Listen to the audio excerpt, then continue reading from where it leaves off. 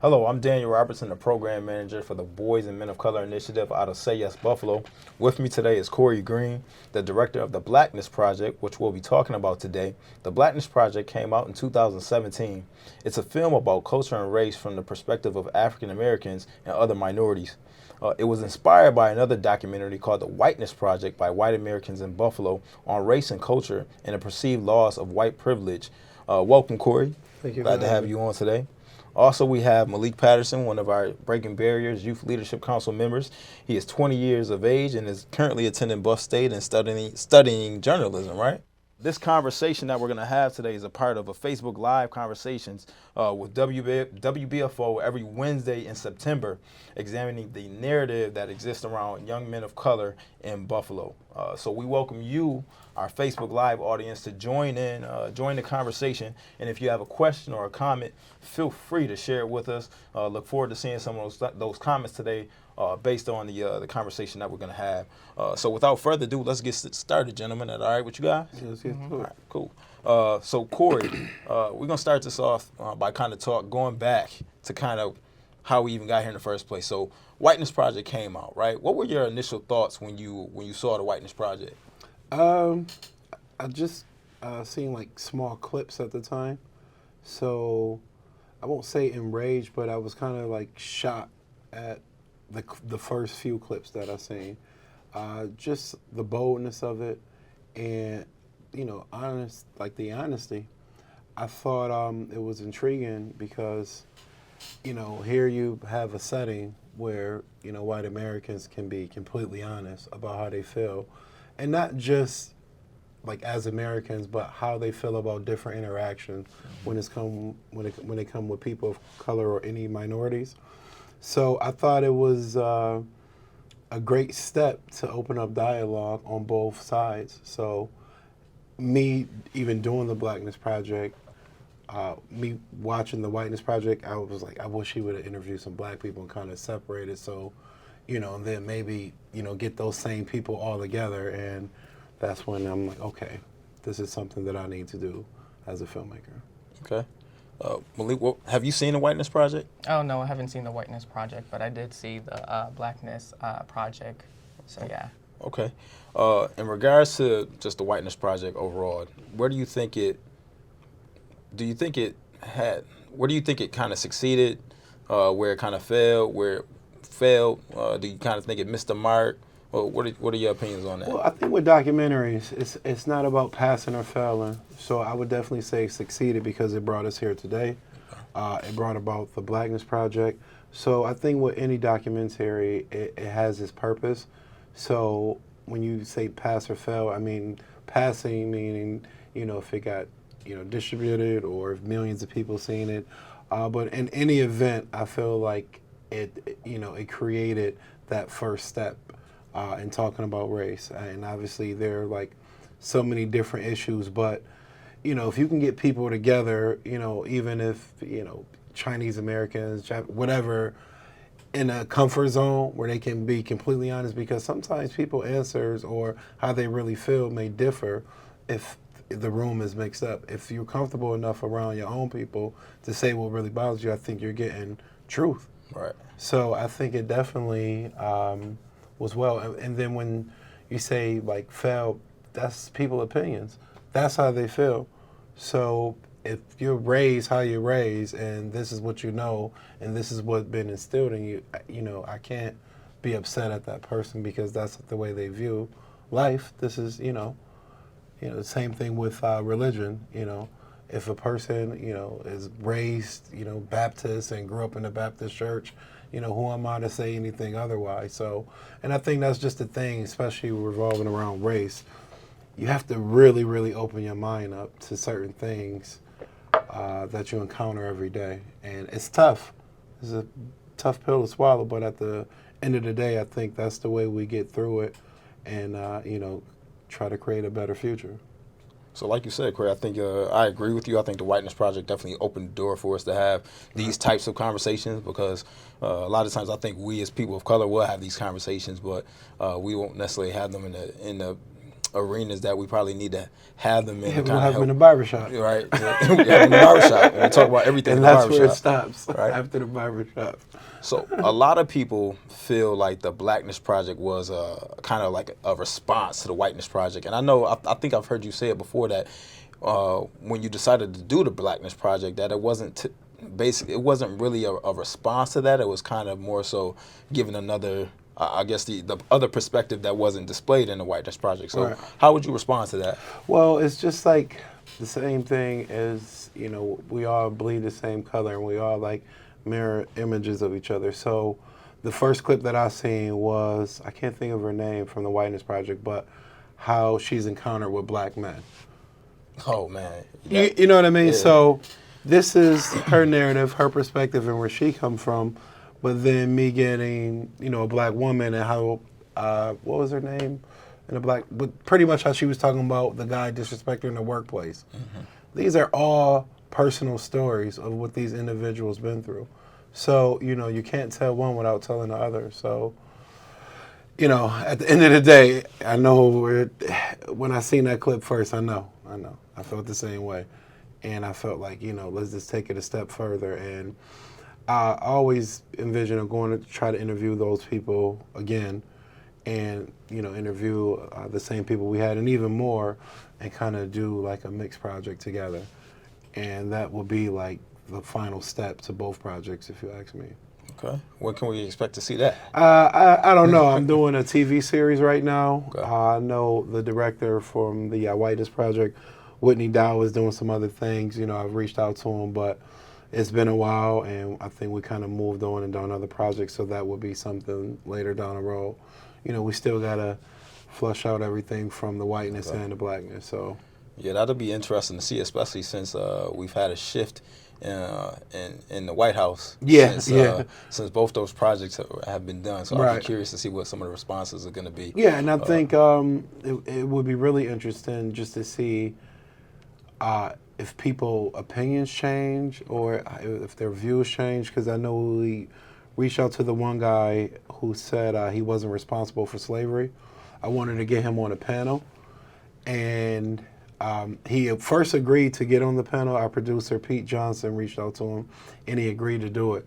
And then when it came closer to the day, he didn't want to because he received a lot of backlash from the Whiteness Project from saying that. And he just like, I'm not a racist or anything, and the way people were treating me and talking to me, he was kind of nervous to go back down that road again. So, if I could pull something together in the next couple years, I would definitely want to interview these people and bring everybody together and maybe even do like dual interviews, Yeah, that would have been interesting. That's really interesting that you mentioned that, because you can kind of do like a then and now Right. to see if their perspective has changed, knowing our current political climate that we're in right now and who's in the White House, and then also with you creating the Blackness Project as well. I would wonder if any of those participants in the Whiteness Project actually saw your documentary, the Blackness Project, and I was wondering what would their views or remarks be about that. Right. So. I think most of them have. I don't know if you guys seen the CBS interview, but our audience. Did. Yeah, I know I did. Our audience is predominantly white, believe it or not. So, I thought it was very interesting, and I was really happy about that, because that means the message is getting across to, the masses. We know how we feel, we know our perspective, and we know our opinions, but, to really have an effective change is to get it to people that don't know. And that's what the Whiteness Project did for me. So before we move on to the Blackness Project and get a little more in depth about what that project actually meant and what it was and what it is, in the Whiteness Project and the Blackness Project, there was a bunch of knowledge drop. I saw some stats from the Whiteness Project. One of them read 75% of white Americans say they come into contact with a few or no black people on a regular basis. For people who live in the suburbs, that might be a choice, right? But a majority of those people live in rural towns, rural communities, with almost no people of color. We talk about changing the narrative for young men of color. How can we do that for communities which white Americans kind of live in, where they say they don't have the opportunity to kind of interact with people of color? Well, I know that stat was from the Whiteness Project, and that was 2014. Yeah. But I don't know. Like, would you like force? Like, I don't know. If people want to be, diverse and inclusive, they will be. So, do you really want to force the people that really don't have a care for it? That's like saying, and then why does it always have to be black or white? So it's like, do we need to go out there and meet more Japanese people, or more, or is that the conversation because of our history? And like we have like this link together where it's like, whites have to come out and speak to blacks, and like what actually made it that way? And that's what I really think about, and that's how we are really connected as Americans, because of our history and because of slavery and how America was built. And it's interesting, like it always has to be black and white, if you notice that. Like seriously. It always has to be. And I just feel like I don't want to force anyone to, talk to me or hear my story or feel like they have to be a part. Like if you want to do it, it's something you would do. When something is forced, it makes people resistant. So, I think it's just having the right forums. A film like the Blackness Project, we always have a panel discussion afterwards. And it's the most intriguing thing because after, people watch the film, they didn't even realize, how secluded they were, or they didn't know what's going on maybe in the inner city, or, and it has to be the correct form for that to happen. We can't just go door to door like, can we, interact a little bit more?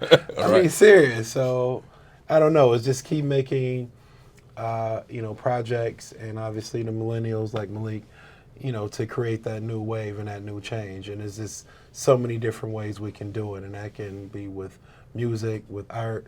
I mean, you go to a Bills game, everybody loves each other. So it's finding like one common denominator and use those small opportunities to make, bigger changes. And to bring everyone together. Yeah, definitely. Definitely. And I just feel like, just with the aggressive or, and I think I said this in one interview, the angry black man, where, I don't know, it just doesn't work that way anymore. And to get people to really listen, you have to, first of all, hear them out, and then, wait your turn to speak, opposed to, want this and want that, and we got to do this. It's just, people are so economically stressed and what's going on, with, jobs and employment, everything, sometimes it's just the right time and place. And everything is not race related, so. Right. You make an interesting comment when you talk about how people have to hear each other out. How'd you feel when you heard the comments from some of the individuals from the Whiteness Project?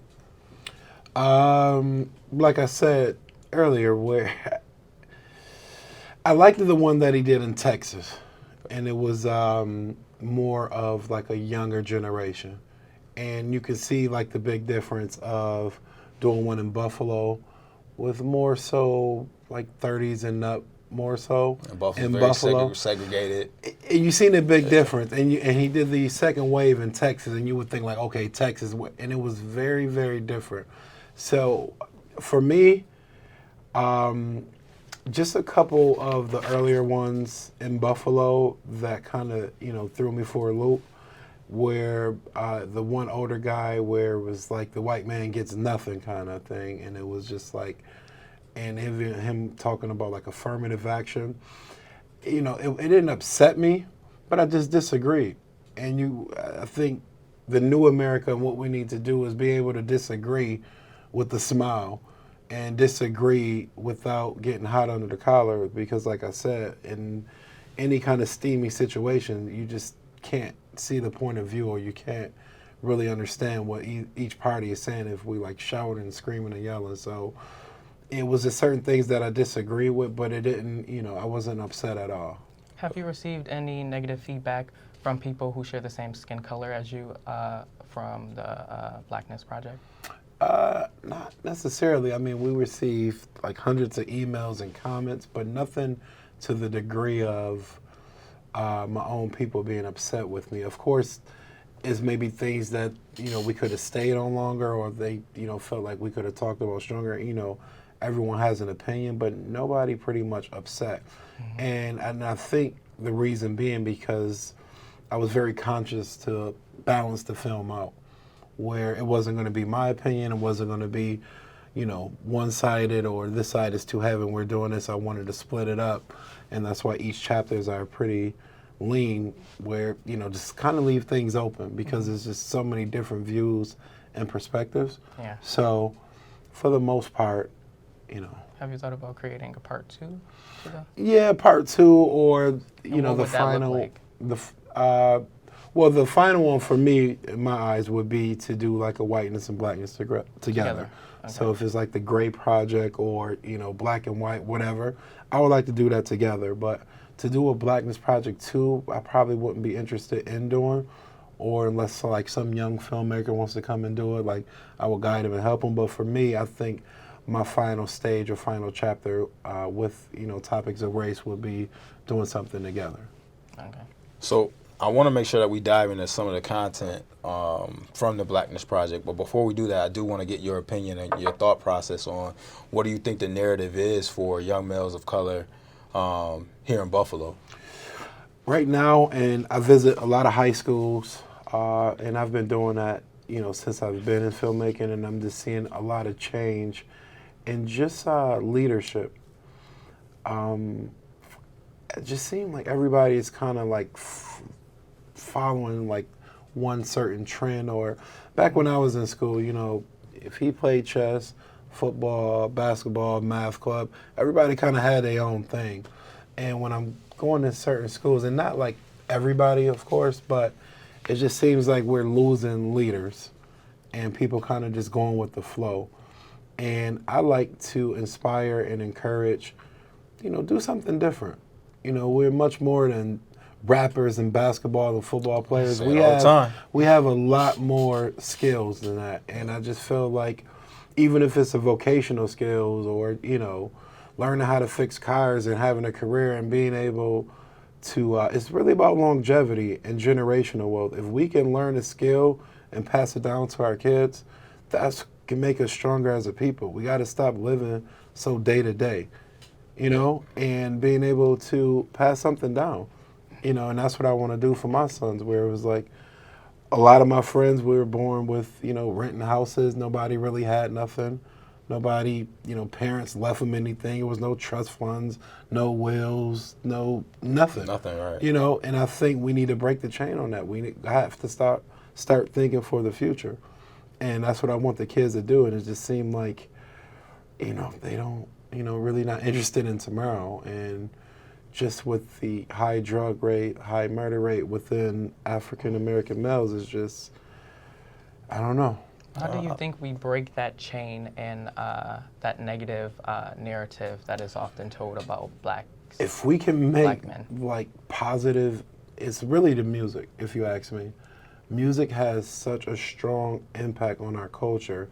If somebody was like super popular and we like really loved them and supported and they were saying do like the right things, we will follow that. Because even when I came up in the 90s, you had like your Tribe Called Quest, you had like even your Tupacs, and just like inspire those messages in between opposed to doing drugs and partying all the time. If somebody were popular enough and were able to add that messaging in the music, the kids will follow. Right. Just how they follow everything else. Yeah.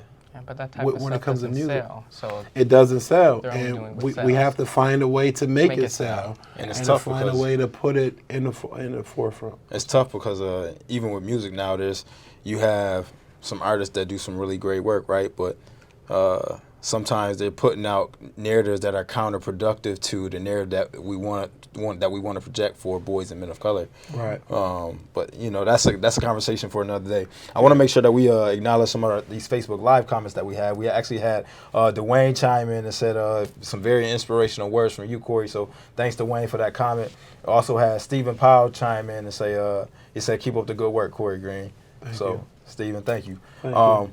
So let's dive into some of these clips, man. So there was a clip that talked about, I believe that the gentleman that who quoted here is Willie, and Rest in peace, Willie Justin. Too. yeah, and it said we look at young Black Americans. Oh, okay. I think we actually gonna play the clip, so I don't have to read it. That's good. Great. We look at young people today, young Black Americans, and we as older Black Americans say, why don't you understand the struggle? What happened? What blinked it all out? How could you not see? How could you not have heard? Because it is not their struggle. We have finally reached a generation that is separate, that is removed from slavery and Jim Crow. They are not a product of it. It's not a struggle. They should know. All right. So first of all, Korey, do you feel like it's true what the person says about this generation being removed from slavery and Jim Crow? Absolutely. Absolutely. I mean, we come in a time where, you know, people are really not concerned with it anymore. And it's not, you know, I don't know, it's just been taken so far out of context where it's not a part, they don't even want to hear about it no more. You know, even with like Snoop Dogg, like, why y'all doing Roots again? And then certain rappers, when you ask them, they, you know, I don't know, everybody's kind of focused on individualism. And I think that's a big problem for us and why we can't, it's so hard for us to move collectively because long as that person is doing well or their second is doing well, like, why would they care about, you know, another unarmed Black man getting shot, you know, 1,000 miles away where they from, and they got people right around them that are dying. So, you know, and I think that just starts with education. If we're educated properly, and what I mean by that is, you know, we have to be the educators. Us as Black Americans, I think we need to focus more on getting into those public schools. When I go to these public schools and I see like some of the teachers, I mean, they love the students, they're trying, but it's hard to connect when you come from somewhere completely different.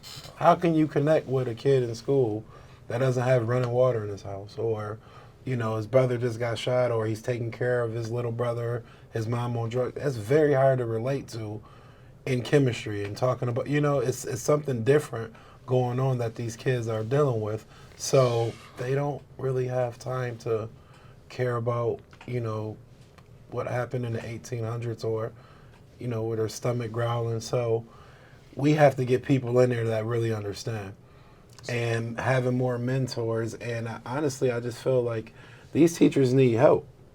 So even if it's like a certain qualification, obviously what you know, get your bachelor's and go to school, but it's like we need like some different kind of help in there. Yeah, and add different kind of messaging where people that come from, like, you know, I didn't go to school to be a teacher, but I know what the kids are going through. So even if they're like mentor or assistants, just someone in there that can actually help and, you know, get the kids to understand and, you know, obviously just discipline a little bit more to focus on your schoolwork. And I know all these other things are going on, but you have to believe if you educate yourself, you can change it. They don't believe that.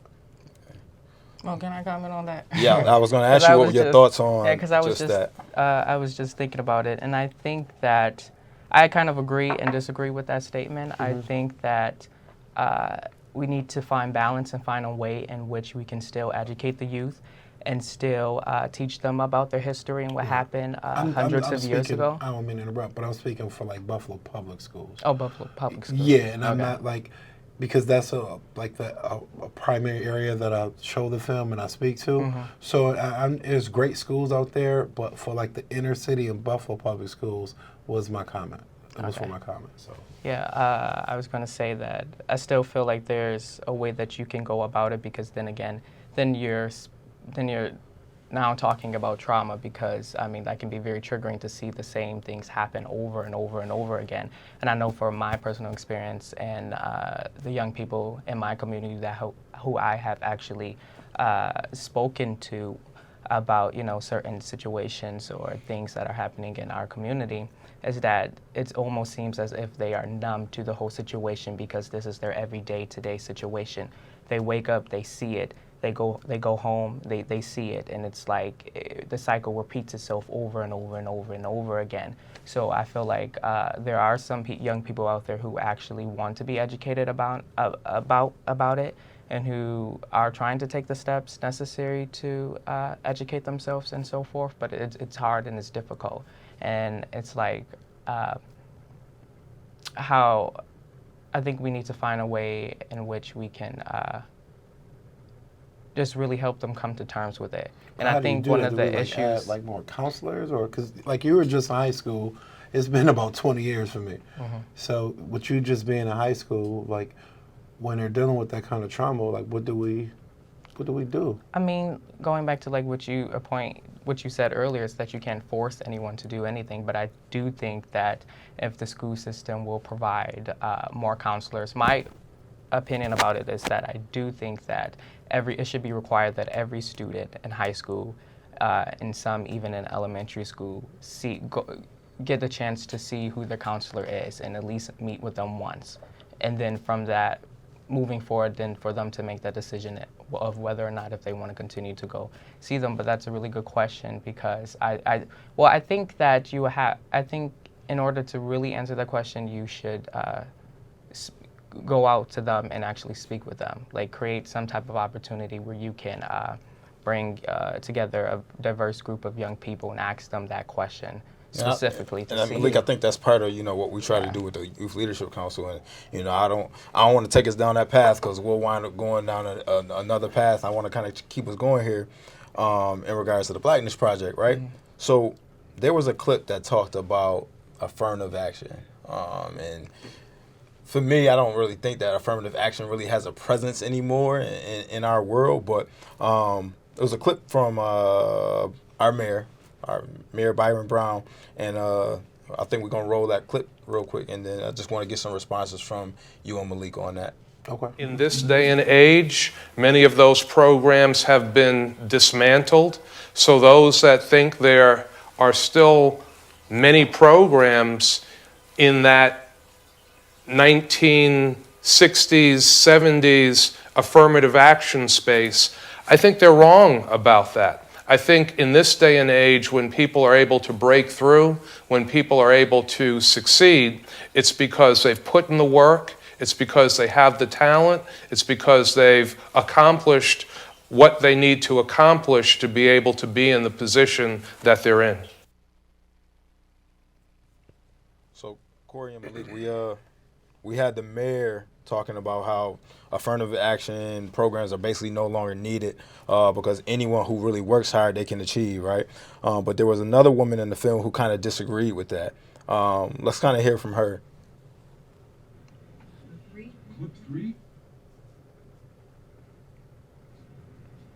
Teach my son that he will always have to work 10 times harder than a white man, and he has to be smarter.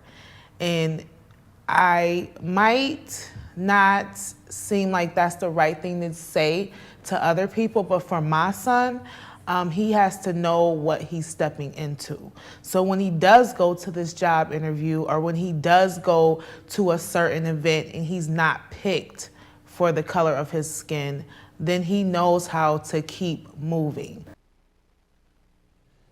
So what are your thoughts on those two clips from the Blackness Project? I know I say to young men I work with all the time that you have to work 10 times harder regardless and I agree. of the space that we live in, just because of the color of your skin. And I agree with that. And obviously with the mayor saying, like, clearly if you work hard, I mean, that's like the new age where obviously if you get good grades and have a higher GPA, but it kind of goes back to what I was saying, where we do have to work 10 times harder because other people had a head start in life. So when you go back to our ancestors, we was picking cotton.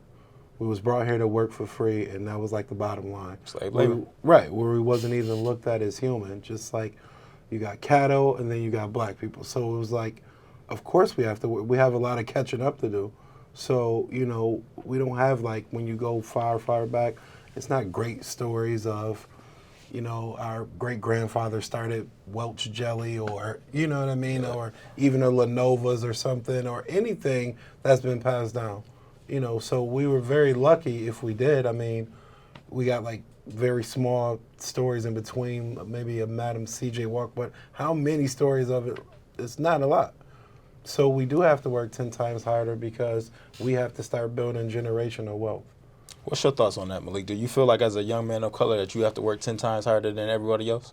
Well, first I'd like to comment on what our mayor, Byron Brown, said.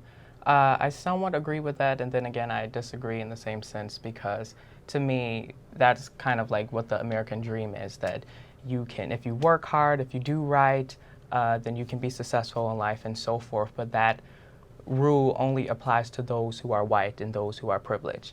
And so that dream doesn't apply to us people of color. And so, I mean, I kind of do feel like I have to work 10 times as hard.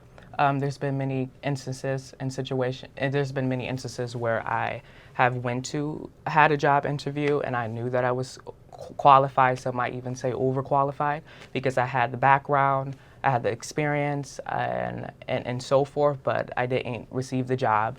And the other person who might have been interviewed for the same job, but who was, white or what have you, got the job. And so, I mean, I do agree with that comment that you do have to work twice as hard or even 3 times as hard as a white male to actually make it into this world. You have to know how to do your job and know how to do his job both at the same time. So we talk a lot about in our communities about what we can do to change the narrative, right? But I'm of the mindset and thinking that we can't do it alone. There's no way we're going to change society's view on boys and young men of color on our own. And I'll give you an example of what I mean with the next clip that's going to play. I started my truck, and I guess it startled them. The little girl turned around and looked and said, like that. So she comes walking up. Talk to this I am telling you, he's video recorded me. He scared the Anthony, started in the car. He wanted to run his mouth talking about BB and the trashy mother. Say really? something to him I said now. that. He's got me on videotape, and I'm still flipping out. You called me a I called you a nasty. It made me feel hurt, but her comments didn't affect me to a point to make me aggravated. I was more upset that she did it in front of her kids. She did it in front of her kids, and now she's teaching them hate, and that's what they grow up with, and that's that cycle that keeps repeating itself. Wow, that's a super powerful clip, and that was actually right here in Buffalo, right? Yeah. I actually remember that because when it happened, it was all over the place. It was on the news, social media. You couldn't get enough of it, right? So hearing that, how do we actually change the narrative when we hear and see things like that happening? Well, I first want to say shouts out to Narvel Benny, OYAB, and just how cool and calm and collected he was doing that, because that could have spent out of control, big time. Yeah. And because if someone would see that from far away, he would look like the aggressor, white woman, black man. So I like the way he handled it. But how do we change that? Is what you asked me? Yeah. How do we change the narrative when we see instances of? Well, that was pure ignorance. Yeah. You can't change ignorance. Yeah. So, for the most part, educating ourselves and being around the educated, and there is going to be certain times where things just happen, and that's just one of those times. So I don't think every situation or scenario needs to be sat down and thought about and dissected, because sometimes you just can't stop ignorance, and you can't figure it out because what a person is dealing with personally. And that right there, him starting his car and her being that upset over the car, that was something personal she was going through. Had to be. Yeah, right. It really had nothing to do with him. But what I do know is the best thing we can do when confronted with something like that, and that goes with anybody, white, black, or whatever, is staying calm and not getting yourself in any kind of trouble when you face with something to that degree. And, I just really respected him for staying cool, calm, and collect like that, and then providing the footage to show what's still happening out here. Yeah.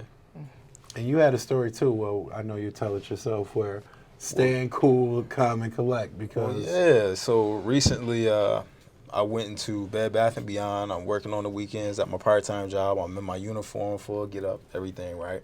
So I go in Bed Bath & Beyond to go purchase a couple items. The moment I walk into the store, I immediately lock eyes with a white male. Don't know if it was just an employee, a manager, whoever, but I know he worked in the store.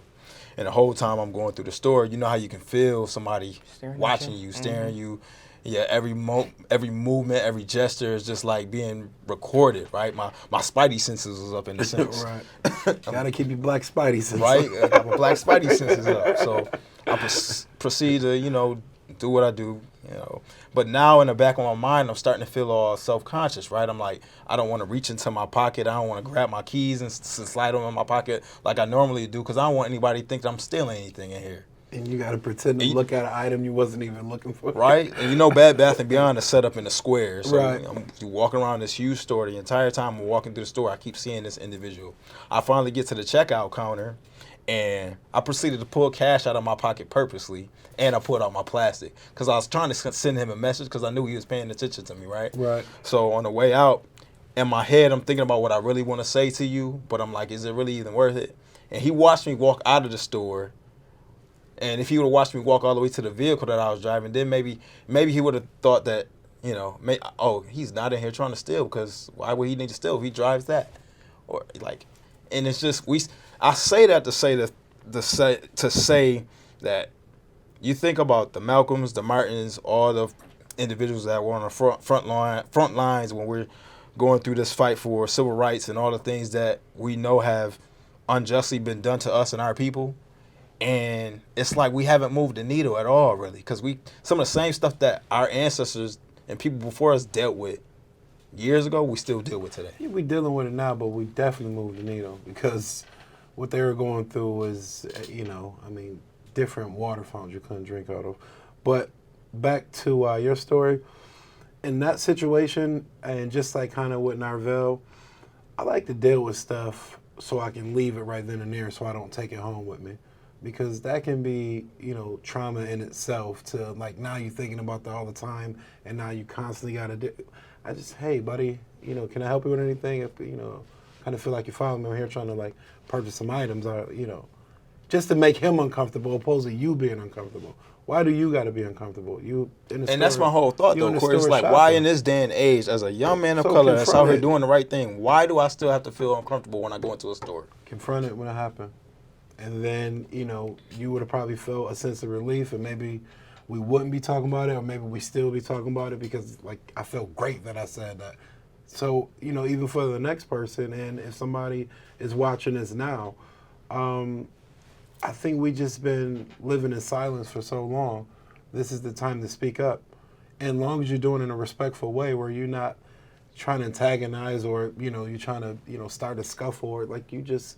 Really, I'm interested in knowing why are you following me, and is it because of this or because open up a dialogue, make him see something different, and then for the next black man that come in there, he has a different approach.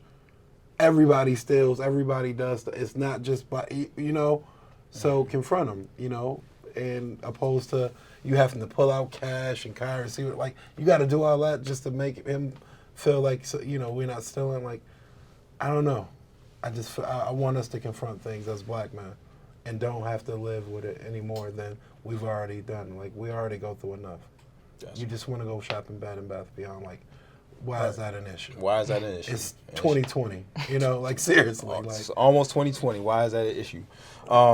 So in that clip that we were just talking about, right, with the young lady who was clearly being racist and called that young man pretty much every name in the book, right?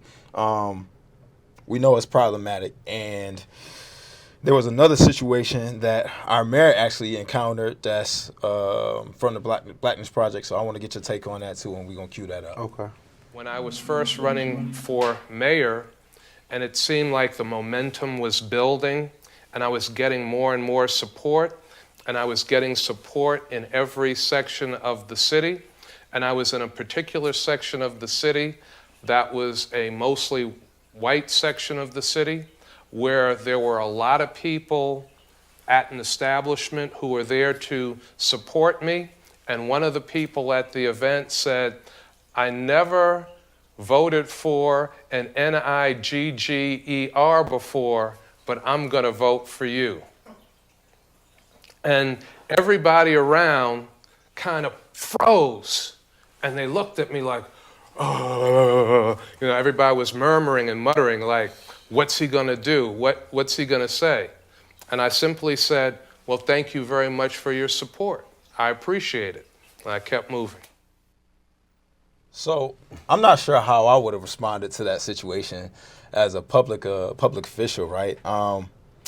Thank God I'm not in politics. Right, because I respect Mayor Brown for the way he handled the situation, because I don't think I would have handled it that way. What responsibility do you think people in public positions kind of have to challenge or correct narrative when they get put in situations like that? That right there, that's a tough one, because even with my previous statement with confronting, I mean, that person once again, is so ignorant. Is it even worth the time to try? Like, the fact that are you being funny, or you seriously was raised that way, and you call black people, the N-word all the time, to the point where I can actually say this to his face because I'm that numb and naive. So I don't know. On that particular one, I wish the mayor maybe would have said something, but then again, that could have, jeopardized him getting elected or being blown up to something else. And that's what it's like. Being a black man is like walking on eggshells, because sometimes you don't know when the correct call is. And everybody watched that part.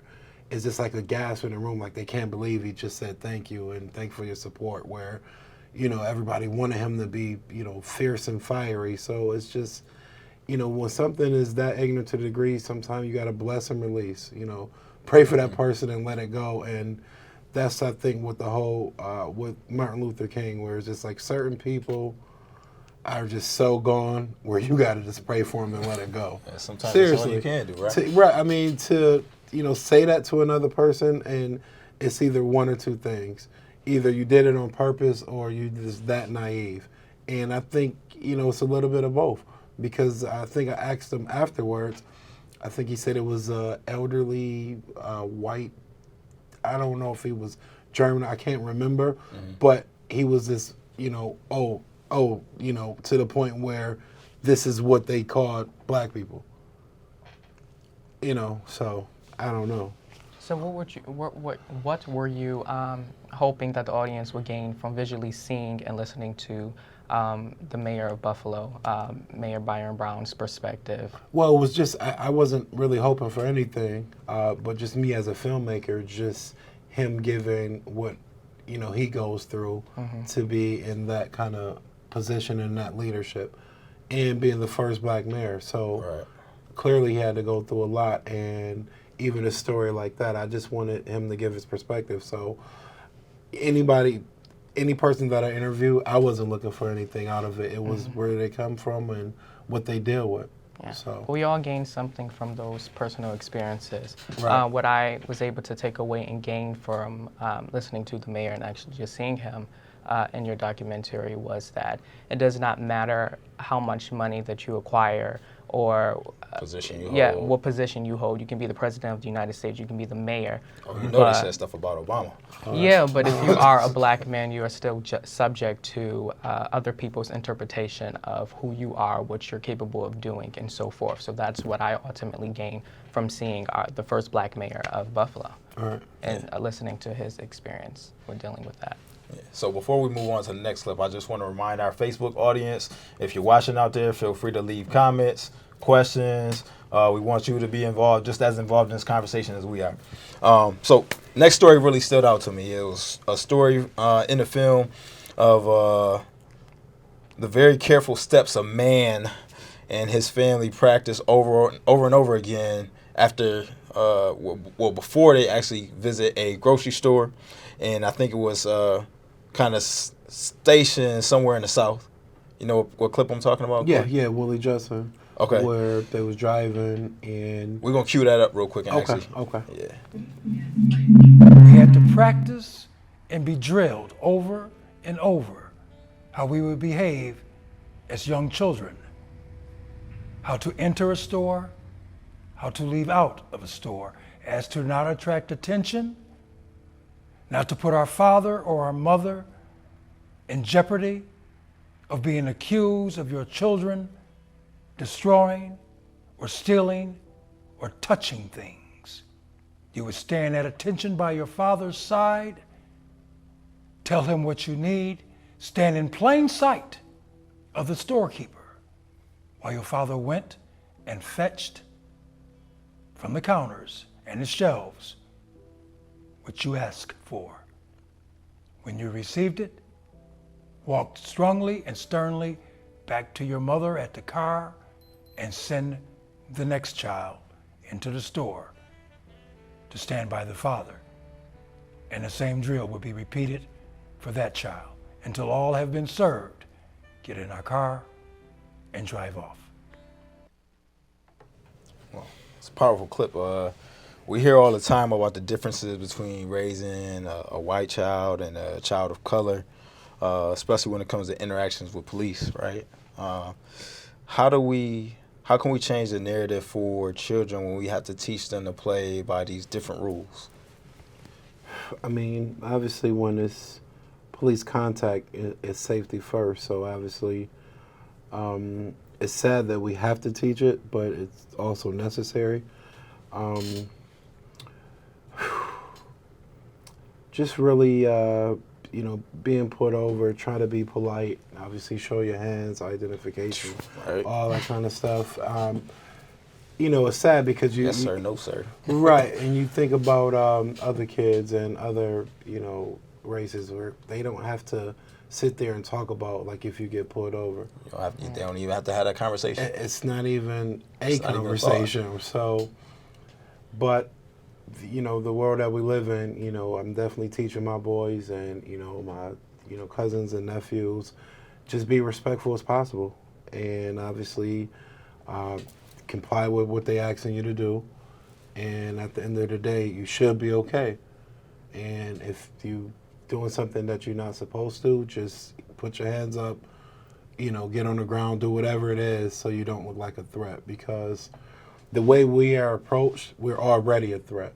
Especially if, you got a hoodie on or we don't have a suit on, you may get approached different. Like, this is a threat too. This is a different kind of threat though. It's a different kind of threat, but police contact, if, hoodie, it's like any other person, and, whether white, Chinese, whatever, they can have a hoodie on. They're not like so much of a threat, but us with a hoodie on, it could be, what's in the hoodie? What do you got going on? So, unfortunately, it's something that we got to deal with, and we're not past that yet.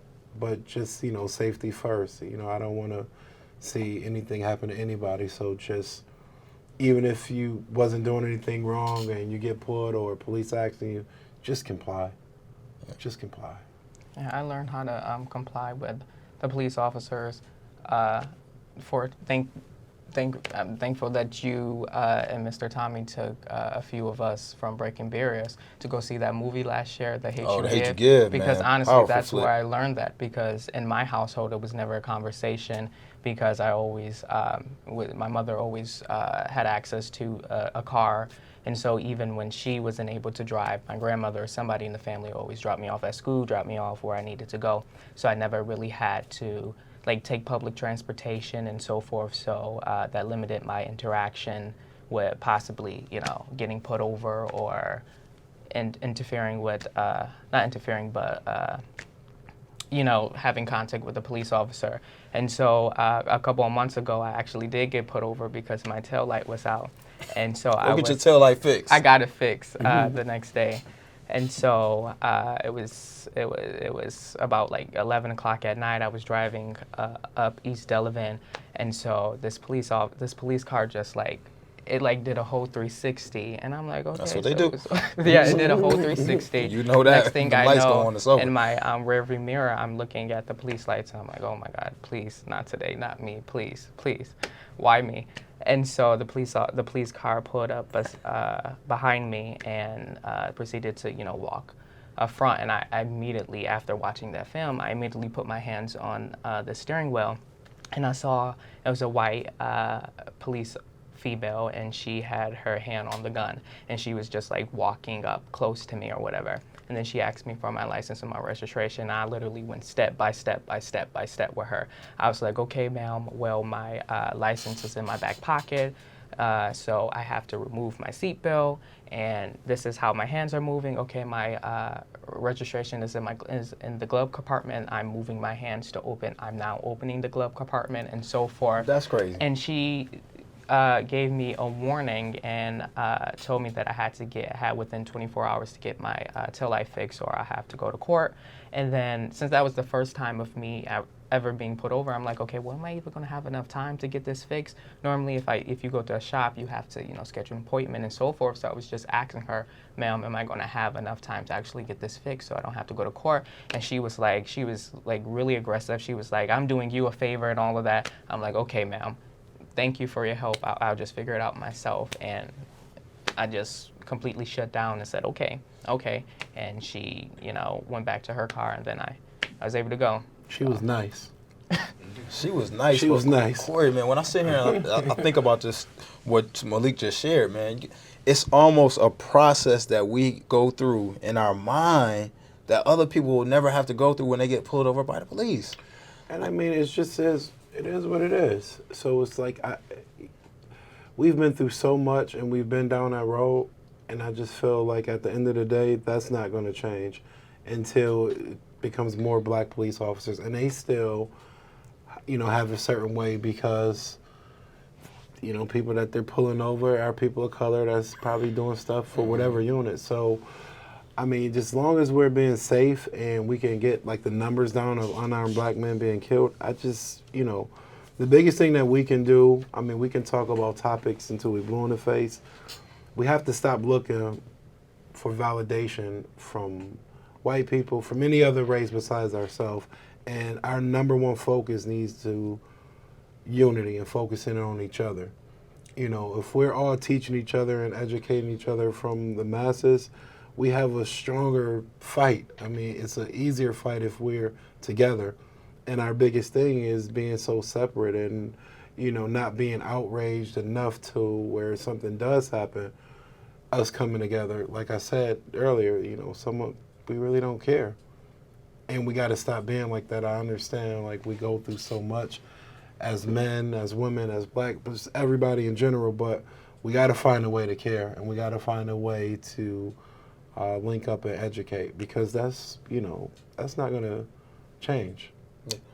Yeah, you're Sad right. truth. It's not going to change. Like, no matter how much we talk about it, like, even with, like, Zimmerman and getting off and, just look at, like, this is off course a little bit, but look at the support that he got. They started like a GoFundMe. He raised like $1 million to take care of legal fees. I'm not surprised by the support. Look who we got in the White House right now, the kind of support he got. But well, I mean, it's almost sad where it's like, will we do that if the shoe was on the other foot? Say it was a black man that killed a white kid, and we know like he didn't do it on purpose, or we felt he didn't do it on purpose. Will we start giving our money to take care of his legal fees to make sure he didn't go to jail? No, we wouldn't. Yeah, I agree with you. Some of the issues that we have are deep rooted in our own neighborhoods and communities. Right. But it didn't happen on its own either. Right. But that's a conversation. Yeah, of course it didn't. I mean, we still got black men in jail for crimes they didn't commit, and they get home 30 years later like, oh, sorry, it was like. We got to start rallying behind each other. We do. Then for the most part, if we looked at the news and, a black man accidentally shot a white, and it's over. We wouldn't investigate to see like, whoa, what happened with, let's like really see what's going on. It would just be over. But the fact that people rally behind him and just other things where it's just kind of like, wow, we wouldn't do that for each other. And I don't know. I've been trying to find a way for us to become a stronger people and not worry so much about what the outside world thinks. Well, if we can conquer that and kind of just get in tune with ourselves, I mean, I think people will follow along. We got to stop asking for this and build our own.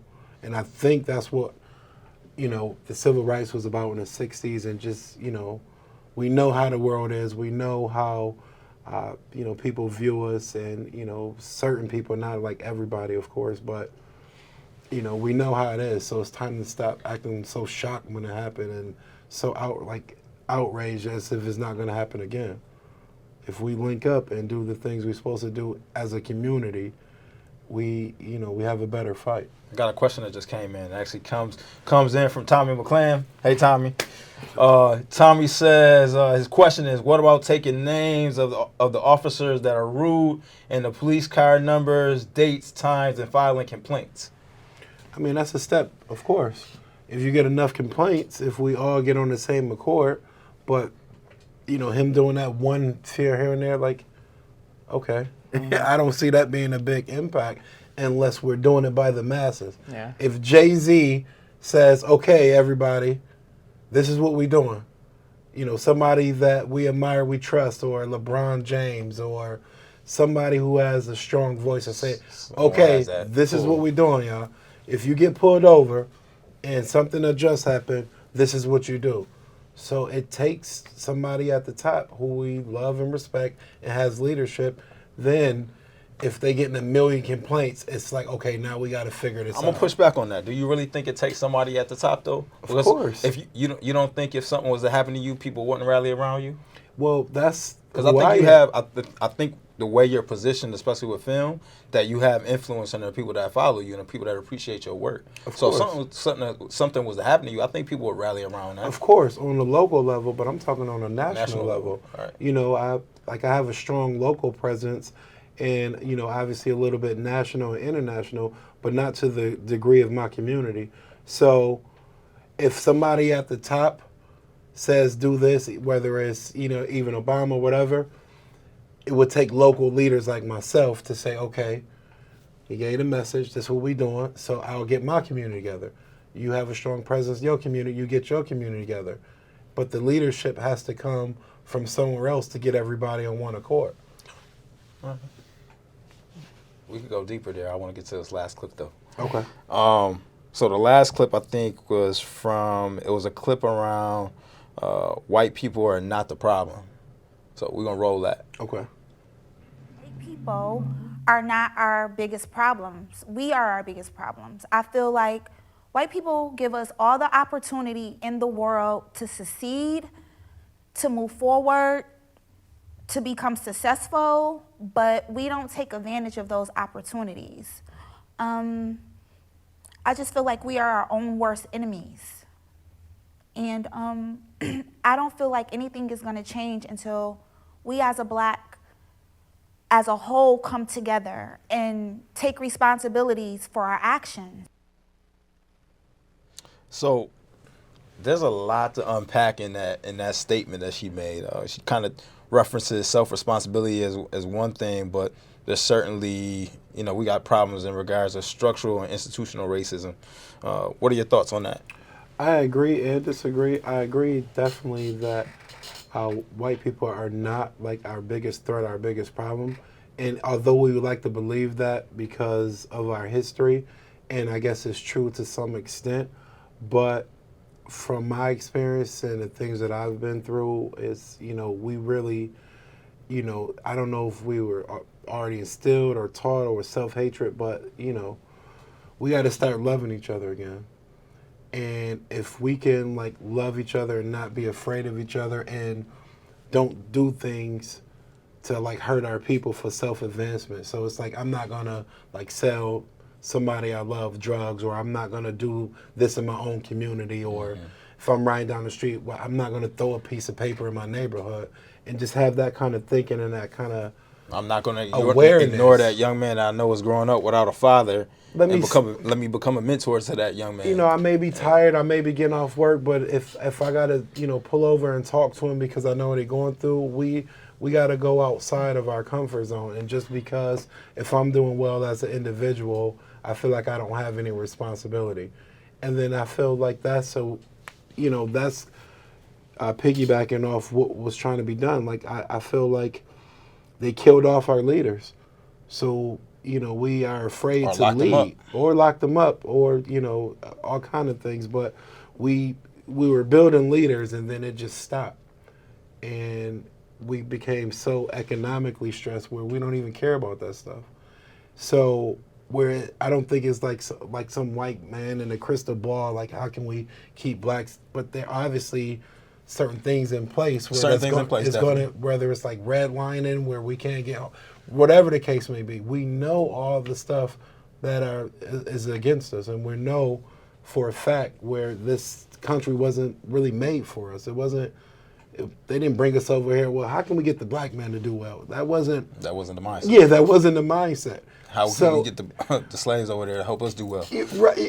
Right. So it's like at the end of the day, we know really what's going on. We really know what time it is. So we have to focus on each other more than anything. And that's my number one thing is us focusing on each other and, just showing that love and appreciation and, talking to one another and communicating. So before we wrap, Malik, I want to let you chime in, get one last comment in regard to that conversation before we wrap up today. Okay, I agree and disagree with that statement as well. I agree on the part where when she said that we need to take personal responsibility for our own actions and begin to work together or unify our community. But how we do that, I think, first and foremost, is by loving yourself, being your true, authentic self, learning to love who you are, working through the things that you might have experienced or dealt with in your own childhood and so on. And then, because how can you show love or give someone love or teach someone love if you don't love yourself? And then I disagree when she said that white people gives us all the opportunities in the world, because to me that is not true. They don't give us no opportunities. I agree with that one either. And in fact, they try to take away all of our opportunities.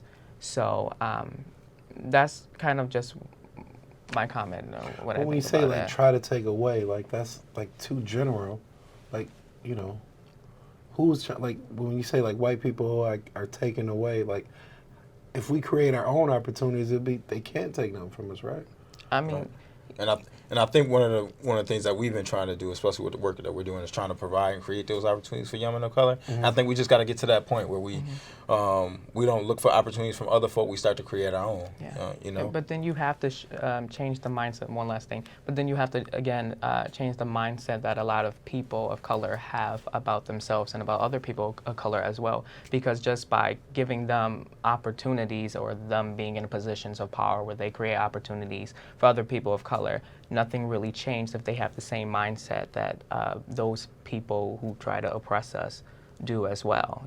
To me, it's like the same thing, not to get off topic, but as gentrification. Well, a lot of black people tell me, oh, don't sell your house to those white people and so forth. Okay, well, if I sell it to you and you're doing the same thing and you're going, raising the price of rent, it might not necessarily be gentrification, but it's still the same thing. It's still the same issue. Right. So you have to change that mindset that a lot of people just have about themselves and others. My last thing is just like local leaders. If I can bring 100 people, you can bring 100 people, and we can like bring people together. And this is locally, this is nationally. If we can just get on one accord and just come up with one basic strategy, I feel like that's the answer to a lot of things that we're discussing, is bringing people together and just bringing leaders together, to bring the masses together to just try to tackle things together. Yeah, and I think the standpoint that you've come from today, Korey, is we know what the issues are. Let's pull people together. Let's actually really sit down and figure out what we need to do, implement something, and let's do something about it. And I can truly appreciate We just got to man. find one basic thing. I mean, like if you look at Arabic, like we don't have our native tongue. We don't know what tribe we're from in Africa.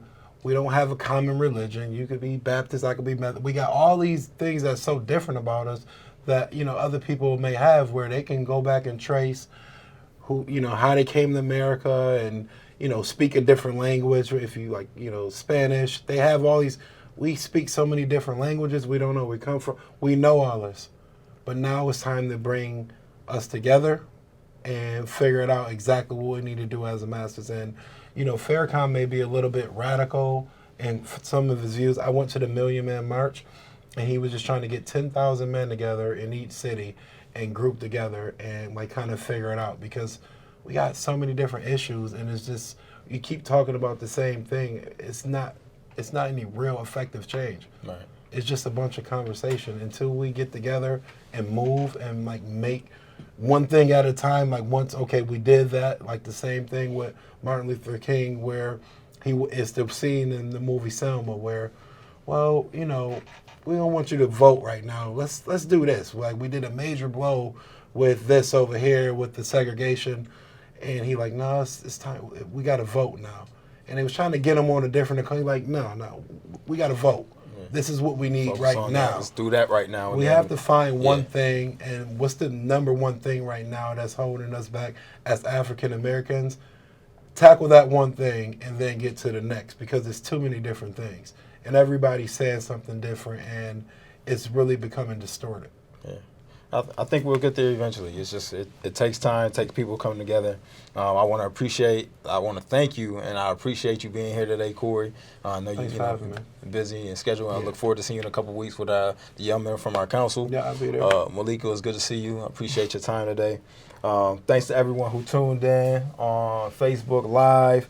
Join us again next Wednesday, every Wednesday in September at 5. to continue our conversations around narrative and young men of color in Buffalo. The series is brought to you in part by WBFO, the Racial Equity Project, which is funded by the Community Foundation for Greater Buffalo. With that, it's a wrap. We'll see y'all next Wednesday. Peace and love. Stay safe, and we'll catch y'all next week. All right, peace. You should stay safe.